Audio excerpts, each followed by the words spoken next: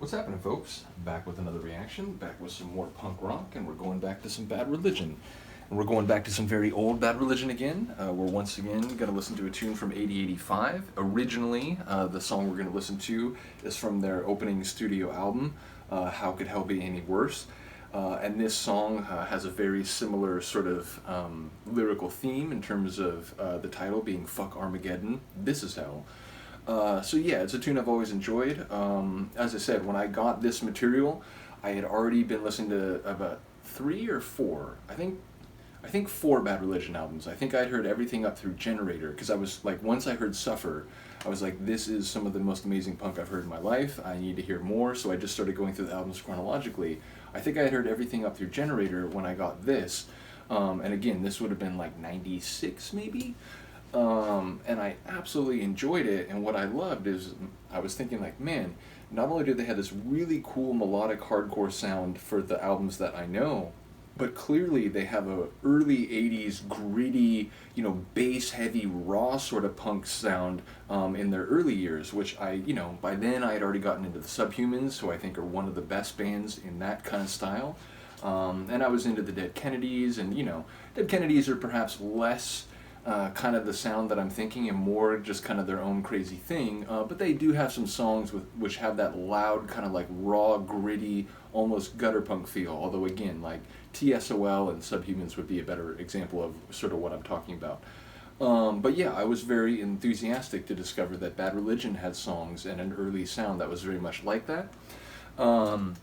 Many of you will know they did like a prog rock record called Into the Unknown, which didn't sell well, was not commercially successful, and was not critically well received.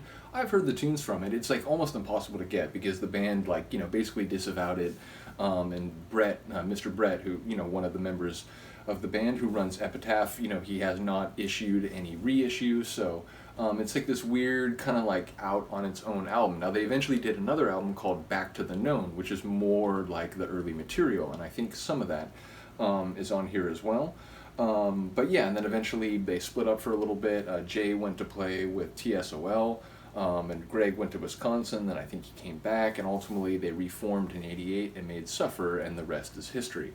But yeah, I do want to mention before I talk about the lyrics that, again, this is a tune which is essentially 40 years old. It was '82, their first record. So, someone mentioned, I think it was Ron, was saying that, there was one of their songs which seemed to have a more kind of juvenile attitude. And I would say that a lot of their early songs are kind of like that. They're more visceral, they're more emotionally railing at the injustices and oppressions and degradations and sort of environmental destruction that they were witnessing as teenagers, coming into the adult world, making music to put their mark on the world. So again, I think a lot of their songs from this early period are very much in that vein, and I think this is another one, though I still think that despite some of their early songs having that perhaps more juvenile kind of approach at getting at some of the themes, I do think some of them are still very profound and well written. And this is another case where it's basically saying that, a lot of people out there will tell you that I'm a bad person because I don't believe a particular set of supernatural ideas, and they condemn me culturally, socially, politically, and so on. And they basically threaten me by saying that, once you die, you're going to regret this, or even more, if, the end times are as nigh as some people seem to believe they are, that when Armageddon begins, when the true battle between good and evil begins, that's when you're going to regret not believing these things, because then you're going to go to hell and experience, true desolation and isolation and suffering and so on. And I think this is Greg, and his response to that is what are you talking about? Look around you. Fuck Armageddon. This is hell. The way we've destroyed the seas and the air and the smog we breathe, and the way in which, people are treated so brutally, the way that countries manufacture bombs and shoot them in areas where they know there are people who are not guilty of the things that for which they're targeting in the first place.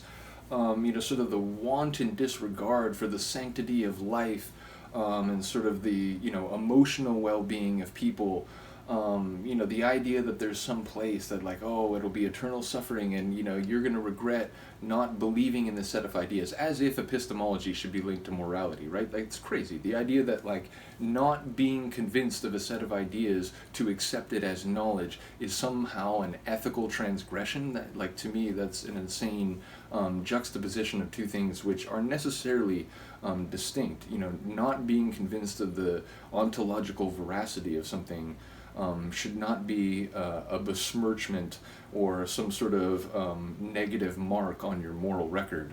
But again, the Greg is making the point in the lyrics that people are threatening me with something which actually sounds remarkably like what we're already living in. So again, I think compared to maybe some of their later songs, it's a little less like allegorical. It's a little less kind of poetic in getting at the themes that it arrives at or that it explores. But I do think it's sort of a profound point, and especially, like as a teenager, I had sort of similar revelations that it was like, oh, you'd hear this national rhetoric and whatever, and then, you start looking into history and like, I'm not sure, does that, did, everyone's created equal, did that apply to everybody? Because I'm not sure if it really did. So yeah, the coming of age and realizing that, there are grave discrepancies between sort of national mythologies and the actual realities on the ground for people are stark, and sort of representing what he was seeing in the world as indicative of surely no worse or no better than any hell that was being threatened to him, supernaturally. I do think that is a sort of a profound point, even if it is, again, sort of like a simple juxtaposition. So once again, let's get to it. This is Bad Religion. How Could Hell Be Any Worse? I don't know what am I talking about. That's the name of the album, but the track is Fuck Armageddon, This Is Hell. Oh yeah. And Jay starts with monstrous bass.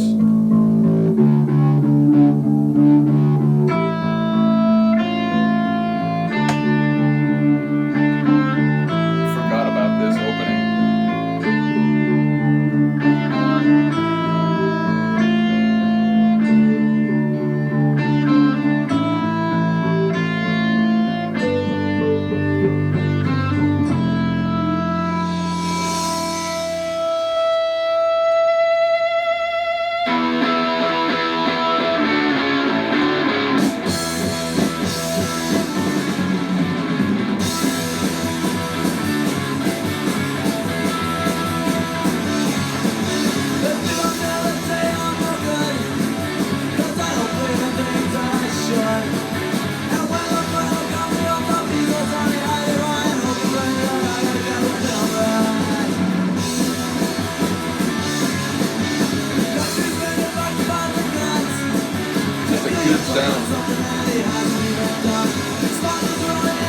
Yeah, it's like you're gonna shoot bombs at people like that haven't even done what you're saying are the reasons for why you're shooting them.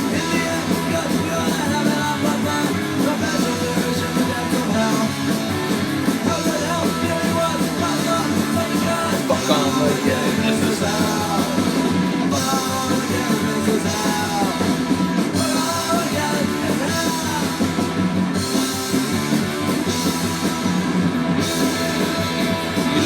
the guitars are coming in there. It's amazing, over the albums and evolving their sound, there are hallmarks that it's just continuity. Love that pause and then re-roll it. Also, Greg's young voice has a lot of rasp to it.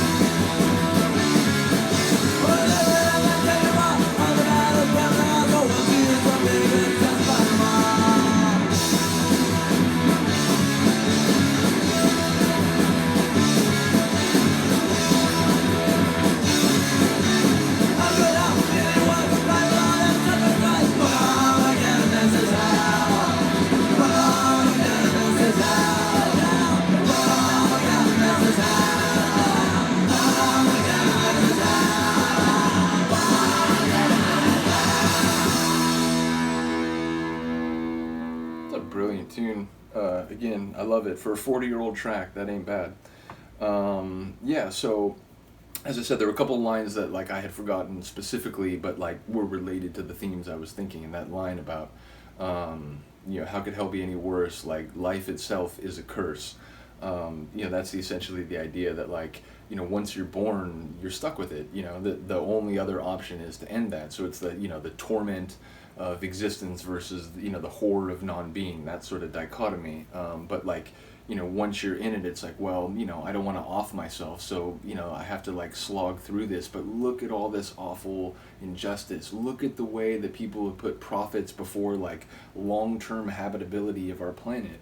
You know what? Fuck Armageddon. You guys are threatening me because I don't believe in the things that, you want me to believe in, but you're also saying that all these things are fine and great and part of like this awesome national mythos. Well, guess what? Like what you're threatening me with sounds less horrible than what I'm seeing as the product, the outgrowth of your priorities and your actions. So yeah, I really do enjoy it. Like I said, it has that just early 80s raw kind of sound, less polished and refined than the sound they would sort of have by the time Suffer, they came back to reformulate for Suffer.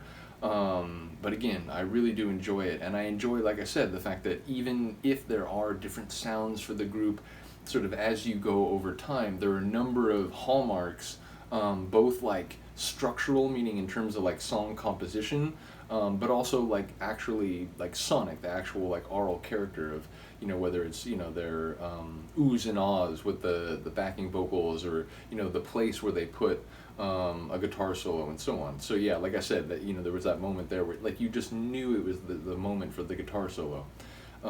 So yeah, I really do enjoy it, even if it is different from their later material. Let me know what you think of this. Let me know what you think of the lyrics or the sonics. And again, shout out to all of you who've been checking out the Bad Religion reactions more than some other punk groups that I've reacted to. Those videos have gotten a bit of reaction, or these videos, I should say. So yeah, shout out to those of you who are commenting and making suggestions. A few of them have come in recently. So yeah, big ups to all of you. I will see you next time. Peace.